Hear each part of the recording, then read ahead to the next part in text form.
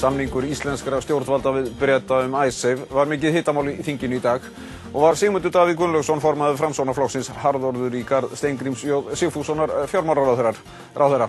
Þeir takast á hér þennan umdeilda samning eftir augnablik. En við byrjum á deilunum á Alþingi í dag. Þeir Steingrímur J Sigfússon og Sigmundur Davíð Gunnlaugsson eru sestir hjá Þóru Arnórsdóttur. En við skulum byrja örstutt á mótmælunum fyrir utan Alþingishúsið, en Ragnhildur Steinunn var á Austurvelli.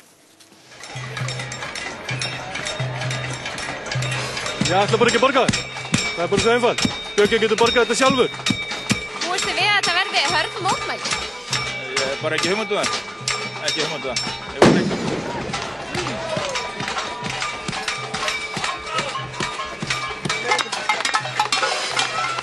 Ég sé að þú ert komið með eyrnatappana og eldhúsáhöldin. Hvað hefðir þú viljað sjá gert í þessu máli? Ég hefði viljað fara dómstólaleiðina og ég hefði líka viljað í öðru lagi að það hefði verið viðurkennt að Ísland stendur ekki undir þessum skuldum fremur en fjölskyldurnar í landinu standa undir þessum skuldum sem á þær eru að falla og þetta er bara nútíma þrælahald og nýlendu veldi þar sem að erlend stórveldi sem miklu voldura en Ísland er að svalgra undir sig auðlindir Íslands og aðstöðu hérna til langri tíma og það er verið að selja íslensku þjóðinni ánægði með þessu. Það er fremur áhugavert að horfa núna hérna á Alþingi því að það sést að það er einn opinn gluggi í húsinu. Þau eru greinilega eitthvað að hlusta. Mér finnst þú að skrítið tilboð að vera bjóða okkur að Landsbankinn verði metin á 75% eða 95% af skuldinni og það er eitthvað tilboð sem hljóðar að við að taka áhættuna. Hvað ef að það er miklu minna? Segjum að það væri bara 30% af skuldinni, eigum við þá að borga? Alvöru tilboð myndi hljóða upp á það að okkur væri boðið að Landsbankinn yrði tekin upp 95% og við þurfum að ákveða hvort við viljum það. Já, og hér liggja krónur á víð og dreif. Ég sá að þú varst byrjaðar að henda hérna krónum í jörðina. Já. Þetta er einskis virði. Ég get alveg nota krónur eins og hvað annað.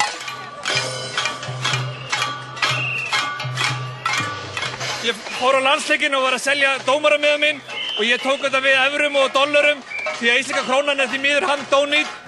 En ég segi líka þess að útrása skúrka 20-50 þið megi sannarlega skammast ykkur og svo eigum við að sjálfsögðu að stefna Ingibjörg og Geir í tengslum við ráðherraábyrgð og lélega stjórnsýslu þannig að við verðum að fara að gera hlutina öðruvísi og við verðum að kalla alla til ábyrgð sem bera ábyrgð. Ég bara ætla ekki að borga þetta. Ég bara okkur á eiga þeirra, okkur eigum við að vera að borga skuldi fyrir einhverja menn sem eru búin að rústa bönkunum og haga sér eins og þetta sé þeirra eigin spilavíti. Okkur á ég að borga það, ég bara sé ekki neina ástæði til þess. En svo koma bankarnir á mig og hyrða alltaf mér og segja mér að borga allt upp í 200%. Þetta er bara ekkert sanngirni í þessu. Það er ekki sanngirni í þessu. Hér á skiptinu hjá þér stendur Vinstri grænir, eru þið umskiptingar? Já. Lýstu aðeins þessu orðum betur fyrir mig. Já, ég meina fólk sem fer inn á þing, sem er á móti ISF, ESB, kemur inn á þing og ætlar að samþykkja allt. Sama hvað það er, bara þið fá að vera með í stórstrákunum í Brussel. Steingrímur J Sigfússon verður gestur í Kastljósi í kvöld. Hvaða spurningu vilt þú beina til hans? Já, bara gott að hann sé stoltur af því að hafa svikið allt sem hann hefur sagt áður. Ég stóð hérna alla laugardaga og barði hérna á potta og pönnur því ég trúði því að hann myndi koma með ykkur og leysti fyrir okkur. En hann éti bara allt ofan í sig sem hann sagði við okkur þegar það var. Svo að ég hef enga trú á hann Steingrímur J. Já, ég vil ekki að hann útskýri hvernig hann getur snúið þess að vindtanni á 3 dögum í öllum málum og hann verður að útskýra aðeins hvers konar stjórnmálamaður hann er fyrir sína kjósendur. Hann hefur algjörlega svikið sína kjósendur og þetta er bara mjög sorglegt vægast sagt.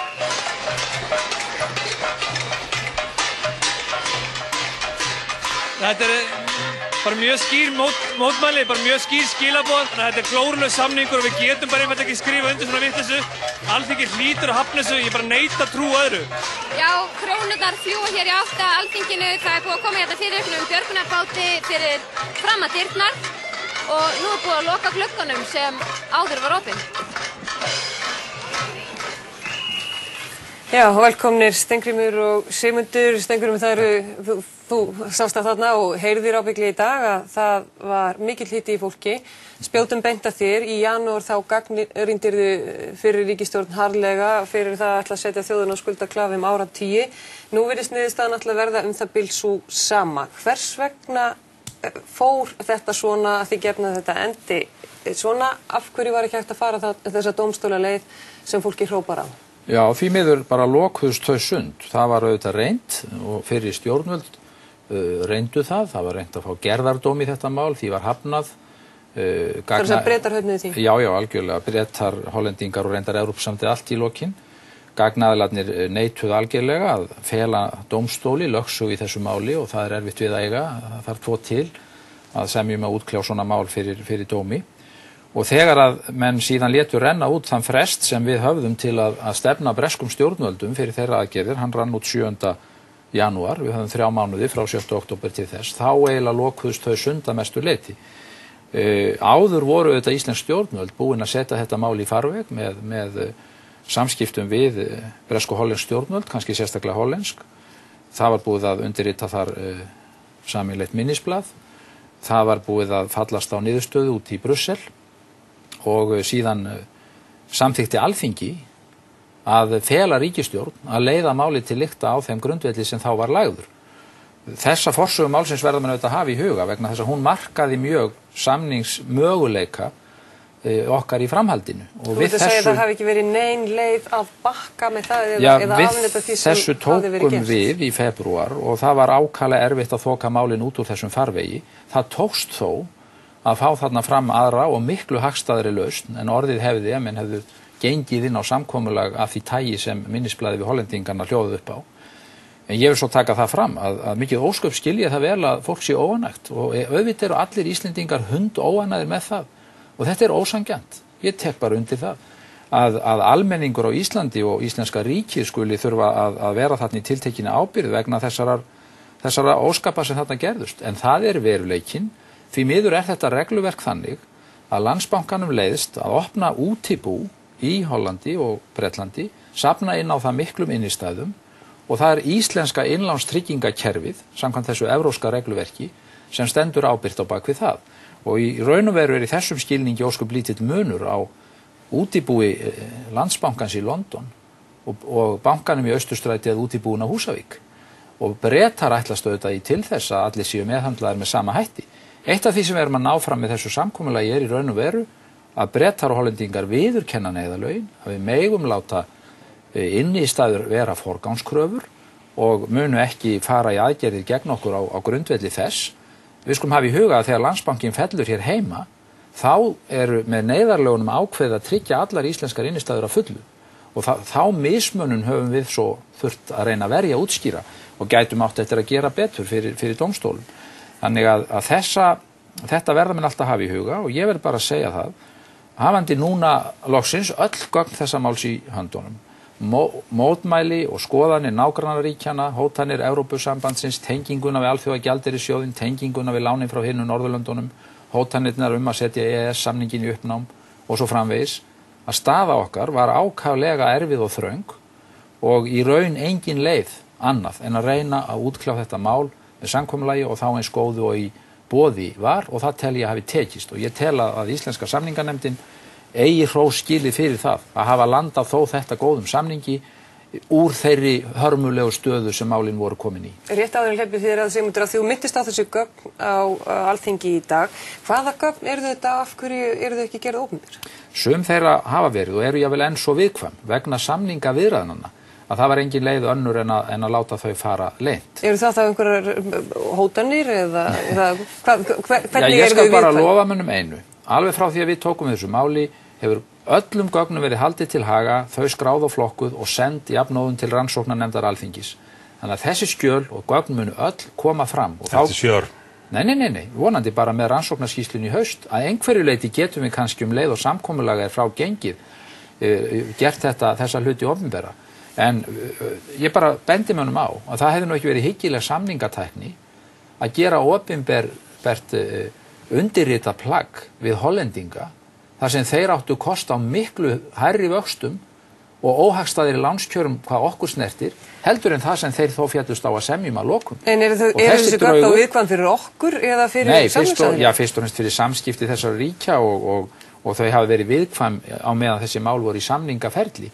Og það eins og það nú Ég bara fyrst eftir því viðkvæm að hvaða leyti vegna þess að vegna þess að sum þeirra hefðu nú kannski ekki hjálpað okkur í að lenda þessu máli eins og þetta samkomulag við Hollendingana og ég vil bara segja að Hollendingar eiga í raun og veru heiður skilið fyrir það þó að hanga ekki á því og fallast á í raun og veru niðurstöðu sem þeim mun óhagstæðri en svo sem höfðu í hendi 11. október síðastliðinn.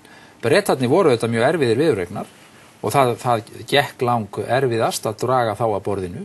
Það tókst þó að lokum og ég tel að miða við þessar erfiðu aðstæður og það hvað við eigum fárra kostra völ í stöðinni og engra góðra, þá hafi ekki verið annað að gera en að klára þetta mál á skásta mögulegan máta til þess að við getum haldið áfram með aðrar aðgerðir sem þessu tengjast og lúta því að koma okkur í gegnum erfiðleikana. Sigmundur, þú hefur verið mótfallin því að semja á þessum nótum frá því löngu áður en þú fórst á þing eða varð stjórnmálamaður. Varst í Indefense-hópnum sem mitt ekki sáttur í þetta öllu leyti og þegar var heitt í hamsi á Alþingi í dag, það var ekkert milli mála. Það vantaði bara að þú notaðir orðið landráð. Þetta væri versti samningur sem að íslensk stjórnvöld hefðu hugsað sér að skrifa undir. Hvaða leið getur þú bent okkur á betri? Það alveg rétt sem Steingrímur segir að það búið að gera mörg mistök á þessari leið og ég og fleiri höfum reynt að benda á það í hvert skipti vegna þess að menn sáu alltaf fyrir sér hvert þetta myndi leiða næst. En núna erum við enn eina ferðina komin í þessa stöðu að það verið að fara að gera næstu mistök og menn vita alveg hvert þetta leiðir næst.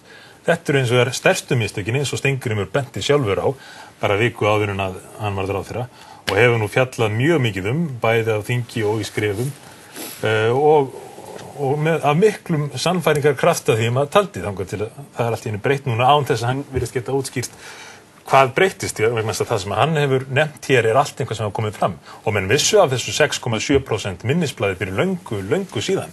Það hins að stóð aldrei til, það allavega langt síðan menn voru ákveðinir í því að það væri ekki neitt samningsgrundvöllur. Hins vegar má benda á það að þessi vextir sem nú er verið að tala 5,6% eru raunni nokkurn veginn sama viðmiðun og þessi 6,7%. Það sem hefur breyst í millitíðinni að vextirnir sem þetta er reiknað út frá hafa lækkað. Svo þetta sama samkomulagið bara breyttar aðstæður. En ef við sleppum fortíðin og sko fólki sem hrópanir á Austurvelli í dag, það sagði við borgum ekki, hvaða leið getum við farið núna að þínu mati aðra en þá sem búið að semja? Það sem þarf að gerast fyrst náttúrulega að Alþingi staðfesti ekki samningin. Steingrímur nefndi dagsendinguna 7. janúar og það nú einn af þessum viðburðum þar sem að ég og fleiri reyndum mikið að vekja stjórnvöld til af svefni og við fórum seint kvöld með þess að niður í Alþingi og heimtum að fá að tala við þingmenn og reyna að útskýra þetta fyrir þeim að gekk ekki neitt. Nema helst gagnvart Vinstri grænum og Framsóknarflokki og þess vegna þessi umskipti Vinstri grænna svona mikil vonbrigði en allavega þú varst mjög þolinmóður Steingrímur, þú geta verið þolinmóður mér líka. Þessi dagsetning 7. janúar snerist hryðjuverkalögin, snerist ekki þessar ICER-skuldbindingar, þó að þess að sjálfsögðu verið blandað saman af breskum stjórnvöldum og það hefði átt að vera okkur í hag, það átt að vera við sem erum að blanda þessu saman. En þessi 7. janúar breytti engu með lagalega stöðu okkar varandi ICER. Hún jafn sterk og fyrr og það hefur ekki reynt á hana. Stjórnarflokkarnir, sérstaklega Samfylkingin á sínum tíma, vildu ekki einu sinni heyra talað lagalega stöðu okkar. Svo það hefur ekkert verið notið í þessu máli. Fyrir hvaða dómstól hægt að fara með þetta mál ef viðsemjandinn vill það ekki? Ef viðsemjandinn vill það ekki, hvað á hann þá að gera? Á hann að þvinga okkur, eigum við að láta þvinga okkur til þess að borga. Ef svo raunin, ef verið að þvinga okkur, til dæmis með Alþjóðagjaldeyrissjóðnum eða Evrópusambandinu, þá þarf það að koma upp á borðið. Þá þarf Steingrímur að útskýra það sé ástæðan fyrir því að þessi 180 gráðu viðsnúningu verði hjá honum, að það sé verið að þvinga okkur. Og ef það verið að þvinga okkur... En útskýrðu aðeins hvaða leið, fyrir hvaða dómstóli hægt að fara, viljið viðsemjandinn ekki gera það? Við bjóðum dómstólileiðina, ef það ekki hægt. Fyrir hvaða dómstól viltu fara? Þeir geta þess vegna, það búið að nefna gerðardóm og það búið að nefna Evrópudómstóla en þeir geta þess vegna valið það. Menn hafa búið ýmsa kosti í því. Ef gagnaðilinn, það að segja Bretland og Holland vilja ekki fara dómstóluleiðina, þá þeir það. Þá eru þeir ekki að sækja það sem þeir telja verið rétt sinn eða halda fram við okkur að sé rétt fyrir þeirra. Þá segjum við bara, þetta gott og vel, okkar skilningur sá okkur ber ekki skylda til þess að greiða þetta. Og þá kemur upp umræðan sem að nú aftur komin á loft og ótrúlegt að heyra Steingrim tala á þeim nótum því hann var nú alveg eins og í svo mörgu öðru í algjörlega á hinum kantinum í því að ef við greiðum þetta ekki þá einangrumst við. Þá verðum við ekki lengur hluti af alþjóðasamfélaginu í þáttakendur í alþjóða viðskiptum og svo framvegis. Í þessu felst algjör grundvallar misskilningur á því hvað felst í því að hvað þarf til að vera þáttakandi í alþjóðasamfélaginu. Það einmitt þau lönd sem taka á sig of mikla skuldbindingar í erlendri mynt sérstaklega sem að detta út geta ekki lengur verið þáttakendur í alþjóðasamfélaginu því þau eru ekki samkeppnishæf lán, þau eru ekki samkeppnishæf fólk, þau geta ekki flutt inn að vörur sem þarf. Þá detta lönd út úr alþjóðasamfélaginu. Í þessu rökstuðningi þá einmitt talað það að þarna í haust þá meira segja þau sem við álítum okkar bestu vini, Norðurlanda þjóðir og aðrir, sögðu við ætlum ekki að veita ykkur lán nema þið gangi frá þessu máli og sem ég var alltaf á gjaldeyrisjóðinn, hann vildi það ekki heldur nema það væri búið að ganga frá þessu. Er það ekki einhver útópía að segja að við eigum að standa sterk og ein og ekki láta vaða yfir okkur? Ef við eigum enga vini þarna úti? Vini? Ef raunin svo, þá ítrekka þetta aftur, ef raunin svo að alþjóðagjaldeyrissjóðurinn var misnotaður í þessu máli, þá á að segja það. Og ef það svo raunin, þá á Steingrímur að senda bréf núna á morgun á fjölmiðlum allan heim og segja ég heiti Steingrímur og er fjármálaráðherra Íslands. Bretar hafa verið að misnota alþjóðagjaldeyrissjóðinn til þess að þvinga Ísland að samningum sem eru þess eðlis að þeir munu setja landmist í þrot.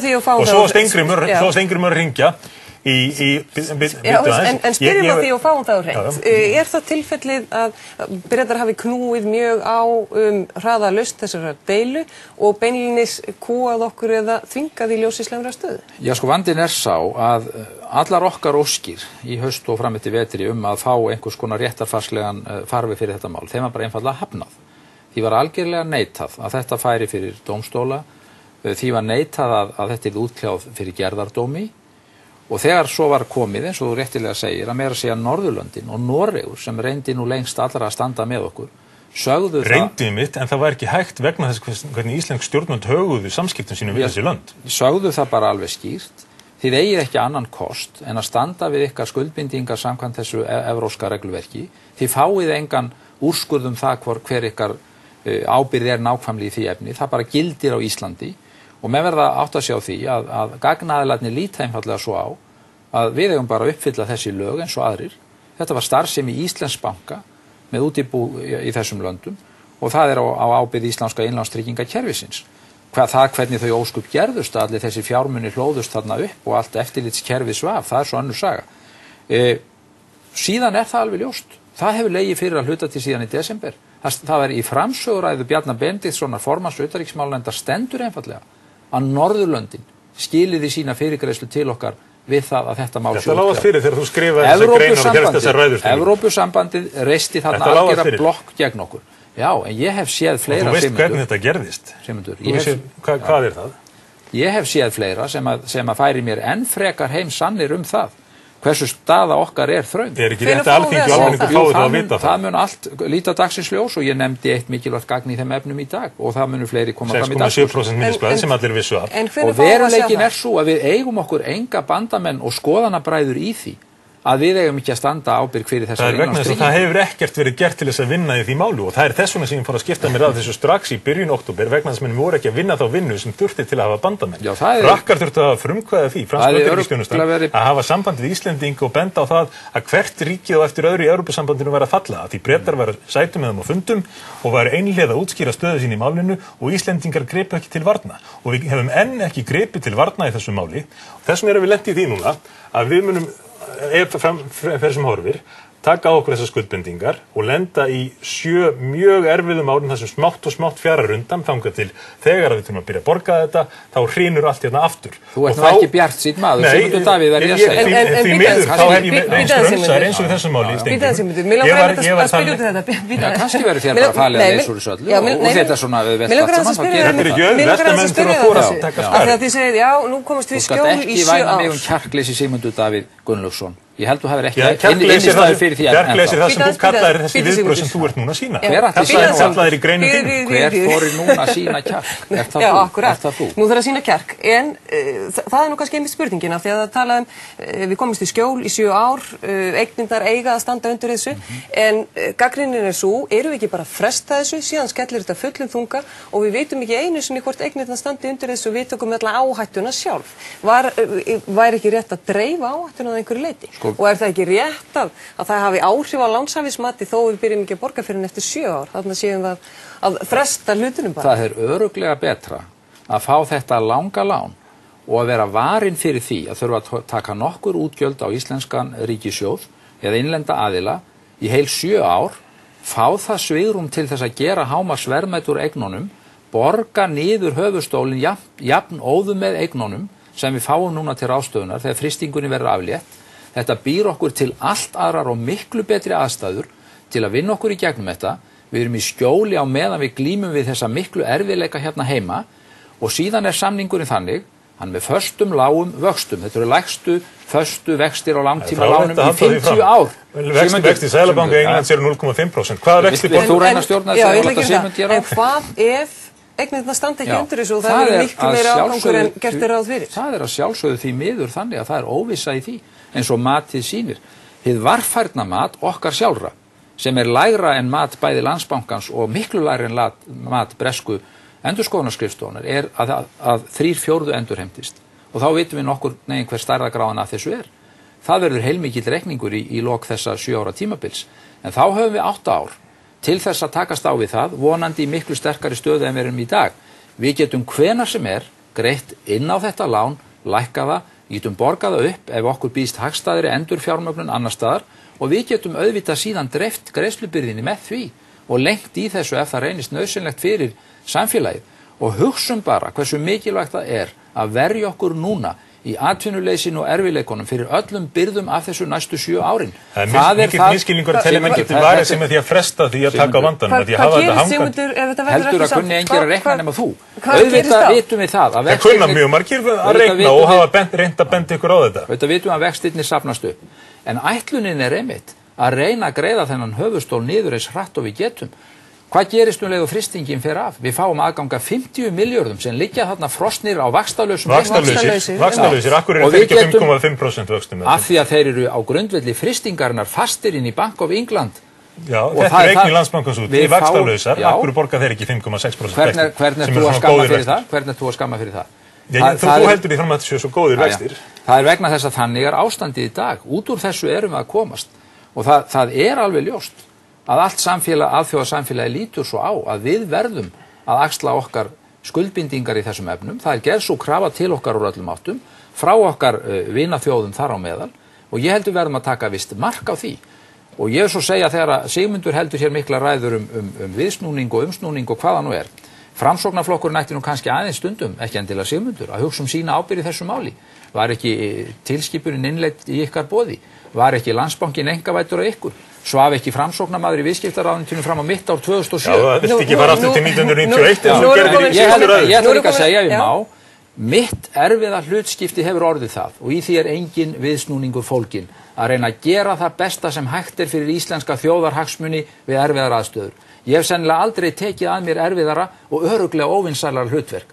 En ég stend og fell með því sem ég ber ábyrgð á í þessu máli og kvenka mér ekki undan því en ekki öðru. Og með þessum við sagt sjálfur ábyrgð mikil að skrifa undir það. Við erum alveg að klára. Mér langar til þess að gefa þér möguleika á því að segja okkur hvað gerist. Ef það verður ekki skrifað undir þetta samkomulag, frystingin heldur áfram, hvaða leið förum við þá? Segjum við eins og fólk segir, við borgum ekki.